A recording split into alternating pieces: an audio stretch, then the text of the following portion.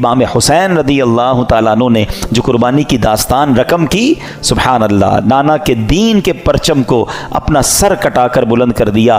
امام حسین ایسی باکرامت شخصیت ہیں کہ آپ کی جو ولادت ہے نا، آپ کی جو برتھ ہے، وہ برتھ بھی کرامت ہے۔ آپ 6 مہینے میں آپ کا جو حمل تھا، ماں کے پیٹ میں آپ رہے، وہ 6 مہینے رہے، اور یاد رہے کہ پوری دنیا میں سیدنا یحییٰ علیہ الصلوۃ والسلام اور امام عالی مقام امام حسین کے علاوہ کوئی ایسا بچہ زندہ نہیں رہا جس کی مدت حمل 6 ماہ ہوئی ہو۔ یعنی آپ فرام دا ڈے 1 آپ کی ولادت ہی کرامت ہے۔ اور سبحان اللہ، آپ کے رخسار مبارک کا حال یہ تھا، آپ کے چہرے پر نور ایسا تھا کہ آپ کے دونوں رخسار سے ایسا نور نکلتا تھا کہ کمرے اور دیواریں روشن ہو جایا کرتے تھے۔ اور کیوں نہ ہو، کس کے نواسے ہیں، کن کے پھول ہیں، آقا کی نگاہوں کے تارے ہیں۔ اور پھر تو جبھی تو کہتے ہیں، مل کر پڑھ لیں، تیری نسل پاک میں ہے بچہ بچہ نور کا، تیری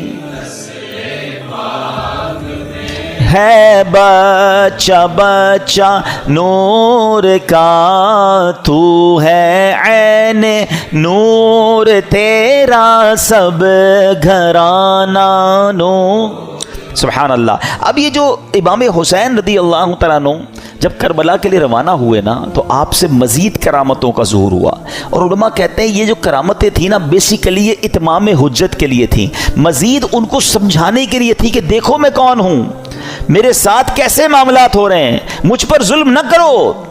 مگر ان ظالموں کی آنکھوں پر لالچ کا ایسا پردہ تھا۔ امام حسین فرسٹ آف آل آپ نے مدینے سے کوچ کیا اور اب مکے آیا۔ اب اسی راستے میں سیدنا ابن مطیع رحمۃ اللہ تعالی سے ملاقات ہوئی۔ انہوں نے عرض کی کہ حضور میرے کنویں کا پانی بہت کم ہے، برائے کرم آپ دعائے برکت سے نواز دیجئے۔ آپ رضی اللہ تعالیٰ عنہ نے اس کنویں کا پانی طلب کیا، اور جب پانی کا ڈول حاضر کیا گیا تو آپ نے اس میں سے پانی کچھ پیا بھی، نوش بھی فرمایا اور کلی بھی کر دی، اور ڈول کو واپس کنویں میں ڈال دیا گیا۔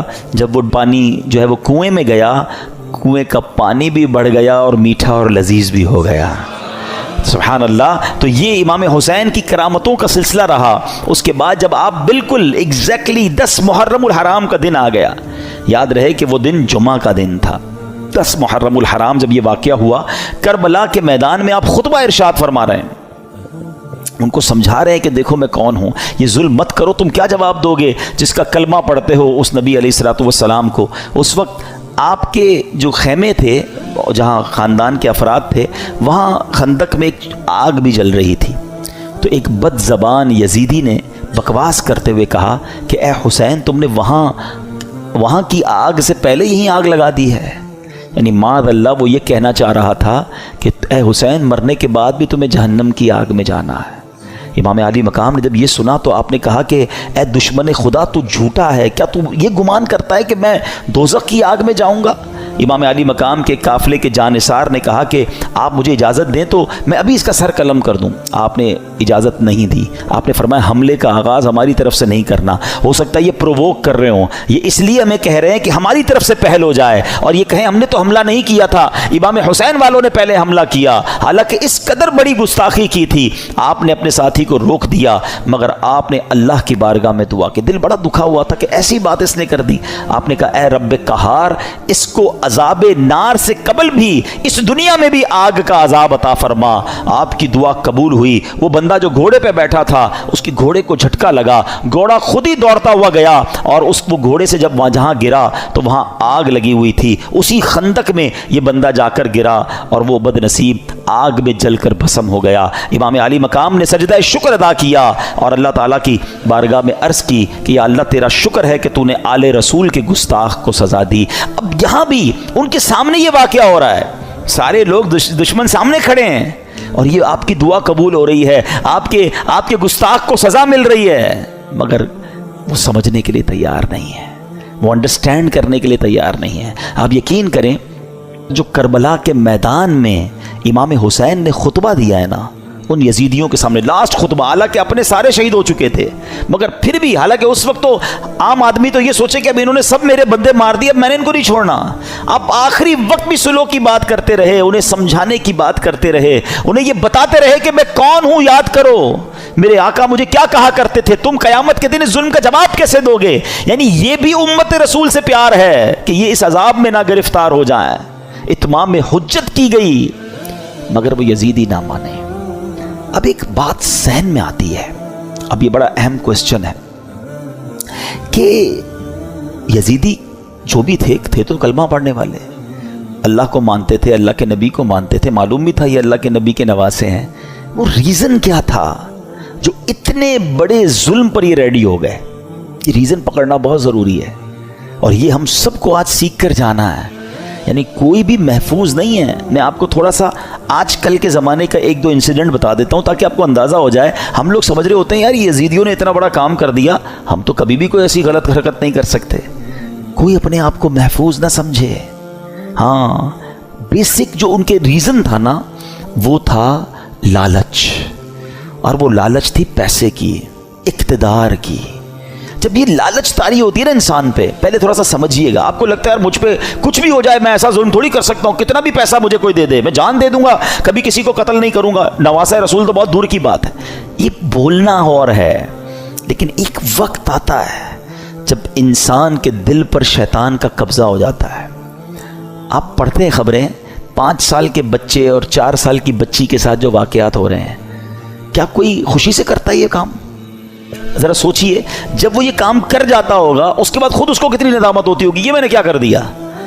پھر اسی وجہ سے بچنے کے لیے اس بچی کو قتل بھی کر دیا جاتا ہے. یعنی یہ واقعات ہم سنتے ہیں تو ہماری عقل حیران ہو جاتی ہے کہ یہ انسان تھا یا درندہ تھا. میں آپ سے یزیدیوں کی تو بات نہیں کر رہا، آپ کے وطن میں رہنے والوں کی بات کر رہا ہوں. اس کا مطلب کیا ہوا؟ ایٹ دیٹ ٹائم جب وہ یہ عمل کر رہا تھا اس کا دل شیطان کی مٹھی میں تھا، اس کو ہوس نے اندھا کر دیا تھا. تو یہ واقعات مجھے اور آپ کو یہ سوچنے پر مجبور کرتے ہیں کہ کوئی اپنے آپ کو محفوظ نہ سمجھے. یہ ایک لمٹ ہوتی ہے انسان کی. ایک حدیث پاک ہے نا، بڑی مشہور حدیث پاک ہے جس کا مضمون ہے کہ جب بندہ ایک گناہ کرتا ہے نا، میرے ینگسٹر ذرا غور سے سنیں، ایک گناہ کرتا ہے اس کے دل پر ایک بلیک ڈاٹ لگ جاتا ہے. گناہ کرتا رہتا ہے پھر دل پورا سیاہ ہو جاتا ہے. اب اس پر ہدایت کی کوئی بات اثر نہیں کرتی. یہ جو روز شراب پیتے ہیں، جناب پارٹی کرتے ہیں، حرام کام کرتے ہیں اور گندی چیزیں دیکھ رہے ہوتے ہیں، دوستوں میں بیٹھے گناہ کر رہے ہوتے ہیں، نمازیں قضا کر رہے ہوتے ہیں، اپنے آپ کے بارے میں یہ ضرور سوچ رہے ہوتے ہیں کہ میں اتنا بھیانک کام نہیں کروں گا، مگر ایک وقت آتا ہے کہ دل سیاہ ہو جاتا ہے. اب وہ دل ہے شیطان کے ہاتھ میں، وہ ایسے کام کروا سکتا ہے کہ آپ تصور بھی نہیں کر سکتے. یار بندہ ماں کو قتل کر دیتا ہے، ہم نے نہیں سنے واقعات، کیسے پاسبل ہے کوئی اپنی ماں کو مار دے؟ لیکن ایک لمٹ ہوتی ہے. اس کے بعد انسان جب اوور لمٹ ہوتا ہے تو شیطان جو چاہے اس سے کروا لیتا ہے. تو اللہ سے توبہ کرتے رہا کرو. تو بہرحال میرے پیارے اسلامی بھائیوں، سوچو اس بات کے، یہ کیسے، اس ریزن کو پکڑیے. یزیدیوں کے ایسا کیا ہو گیا تھا کہ یہ اندھے ہو گئے تھے؟ آج بھی بندہ اندھا ہوتا ہے. ہاں، ظلم کرنے والے نہیں دیکھے آپ نے؟ بندوں کو ڈرل کرتے ہیں، ہاتھ پیر کاٹتے ہیں، قتل کر دیتے ہیں، پیسے چاہیے قتل کرنے کے لیے، تو وہ کیسے تیار ہو جاتے ہیں؟ ان کا دل سیاہ ہو گیا. اب ان سے کچھ بھی کروا لو. یہ شراب ہے نا، اس کو ام الخبائث کہا گیا، برائیوں کی ماں. یہ وہ چیز ہے کہ اس کا جو عادی ہو جائے، اب شراب کے علاوہ بھی عجیب نشے آ گئے، نشے میں گرفتار جو ہوا نا، اب اس کو ماں بہن کی بھی تمیز نہیں ہے، اس کو کسی کی بھی تمیز نہیں ہے. وہ کر جائے گا جو کوئی سوچ ہی نہیں سکتا، اور اس کے بعد وہ خود بھی شرمندہ ہوگا کہ یہ میں نے کیا کیا، نشے میں تھا. تو یہ وہی بات ہے کہ بندہ جب برائی کی طرف جاتا ہے تو ایک کے بعد دوسری، دوسری کے بعد تیسری، تیسری کے بعد چوتھی. یہ غور کیجیے، یہ بات ہمیں یہ سمجھنی ہوگی کہ ہمیں اپنے آپ کو گناہوں سے بچانا ہے، ورنہ یزیدی راستے پر چلنے میں دیر نہیں لگتی. ڈرتے رہنا ہے ہمیں. یہ واقعہ سننا اپنی جگہ ہے، مگر یہ جو ظلم کیا گیا نا، ریزن کیا تھا؟ پیسے تھے، لالچ تھی، اقتدار تھا. اس سے سمجھ ہی آئی بات کہ لالچ، ہوس، اور جب بندہ شیطان کا پیروکار بن جاتا ہے پھر اس سے کچھ بھی متوقع ہے. آپ کبھی یہ نہ سوچیں کہ میں یہ گناہ نہیں کر سکتا. یہ سمجھ لیں اپنے لیے زوال کا آپ نے شروع کر دیا. جو اپنے آپ کو محفوظ سمجھتا ہے نا کہ یار بس میں نہیں، میں بڑا پکا ہوں، کوئی پکا نہیں ہے بھائی. جب اللہ کے نبی دعا کر رہے ہیں تو میں اور آپ کون ہیں؟ ہمارے صحابہ لرزتے تھے، روتے تھے، اللہ سے دعا کرتے تھے ایمان کی حفاظت کے لیے. پیران پیر سیدی غوث اعظم رضی اللہ تعالیٰ عنہ کہتے ہیں، لوگ کہتے ہیں آج عید کا دن ہے، عید کا دن ہے. عبد القادر کے لیے عید کا دن وہ ہوگا جب وہ اپنا ایمان سلامت لے کر قبر میں جائے گا. غوث پاک ہیں، ولیوں کے سردار، کہتے ہیں ایمان بچا کر قبر میں جانا یہ بہت مشکل ہے، آج کے دور میں تو اور مشکل ہے. سیدی اعلیٰ حضرت نے 100 سال پہلے ایک بات کر دی تھی کہ سونا جنگل، رات اندھیری، چھائی بدلی کالی ہے، سونے والو جاگتے رہیو، چوروں کی رکھوالی ہے. ادھر چور گھوم رہے ایمان کے. کہتے ہیں آنکھ سے کاجل صاف چرا لیں، یا وہ چور بلا کے ہیں، تیری گٹھڑی تاکی ہے اور تو نے نیند نکالی ہے. تم سو رہے ہو، مزے کر رہے ہو، فکر ہی نہیں ایمان کی. ایمان کی فکر کرو، اعمال کی فکر کرو. اچھی صحبت بہت ضروری ہے. آج بھی یزیدی ٹولہ موجود ہے جو لوگوں کے ایمان چھیننے کے لیے اور برائیوں کی طرف مسلمانوں کو لگانے کے لیے تیار ہے. ہمیں ڈھونڈنا ہے آج کے دور میں بھی حسینی لوگوں کو کہ وہ کون ہے جو سچے پنجتن کے غلام ہیں اور ہمیں حسینی طریقے پر چلاتے ہیں اور پکڑ پکڑ کر ہمیں گناہوں سے بچاتے ہیں.